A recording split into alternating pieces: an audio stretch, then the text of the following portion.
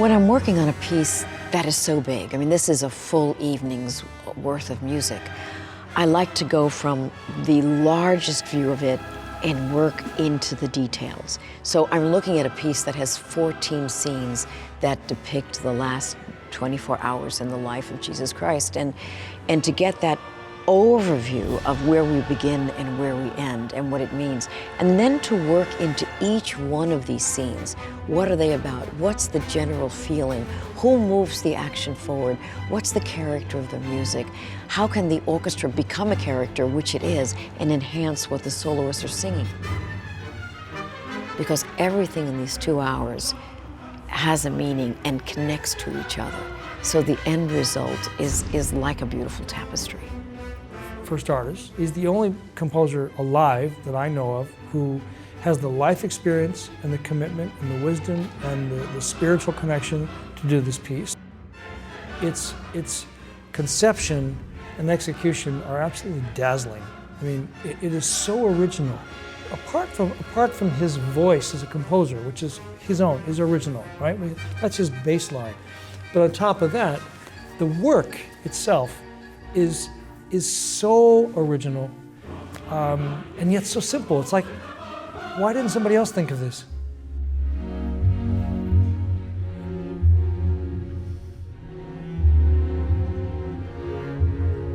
Richard's music is like nothing else that I've ever performed. His music has a way of immediately touching your heart. To take on the role of Miriam, at first it was a bit daunting, but to play her is absolutely the highest honor. The commentary in the text, which is woven into the narrative, is all in Hebrew. It is a piece that was written in about 2 years, but in fact, it's a piece that probably took me 30 years to write. What you get is his exact desire. I don't have to sort of wonder about what Mozart would have wanted, how Mozart would have thought about this piece. I can just ask him, or he'll offer.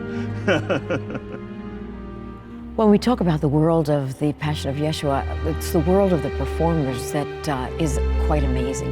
The number of people required, a full symphony orchestra on the stage, of course.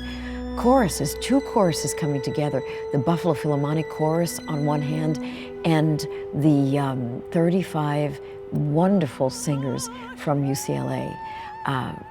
It's been amazing to have those voices meet each other and join together, and the energy that they create together. And then, of course, the soloists, this extraordinary cast that are the characters in this historical drama. I adore working with Joanne Falletta. Before every entrance, I can look up to the podium and she looks over at me with her eyes and she breathes with me and places the orchestra with me, and we move together in this synchronized dance of song and sound that is just beautiful and really something sacred for me.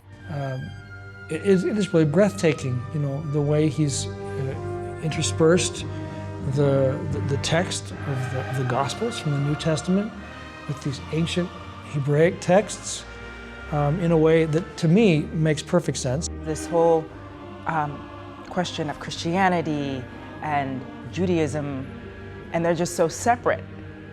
But really what I've learned is they're not actually so separate. Richard's writing a passion in the 21st century, I think, took a lot of courage, because that text can be controversial.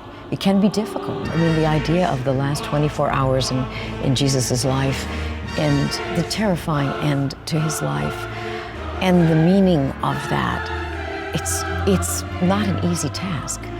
He talks about Jesus' Jewish background with such reverence, with such connection to that tradition, which is the tradition for all of us. He talks about the presence of the 2 important women, the 2 most important women in Jesus' life, his mother and Mary Magdalene, in a way that no one else did. No one else had the courage to include women in it. I mean, that connection to a compassion that Richard has makes this passion something unique and something very meaningful to me personally, and I hope it will be to everyone who hears it, who hears this brilliant new piece. Somewhere I read of the freedom of assembly. Somewhere I read of the freedom of speech. Somewhere I read of the freedom of press. Somewhere I read that the greatness of America is the right to protest far right. Dr. King remains one of my heroes.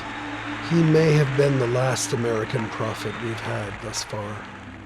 One of the greatest weeks that I've ever spent with an individual was the week in Atlanta in 2007 that I spent with Andrew Young.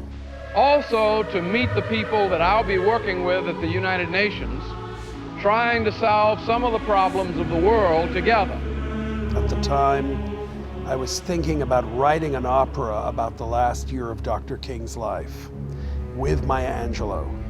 He saw that I was really upset because I'd done a lot of research about Dr. King's murder. So he looked at me and he said, "You look like you're really angry."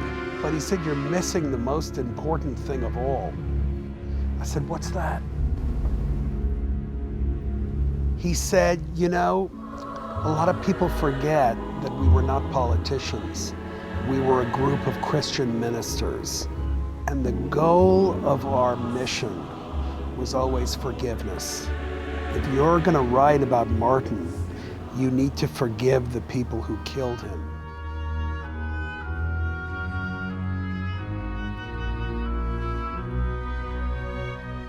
We're all striving for one thing, and that's love. I'd like it to make people think and to open up.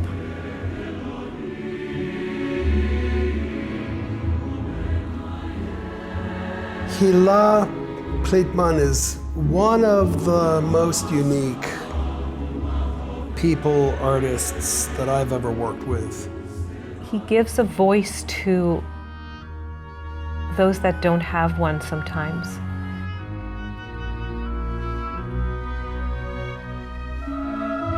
With him, it really all just comes down to love. And I appreciate that beyond anything that I can ever say.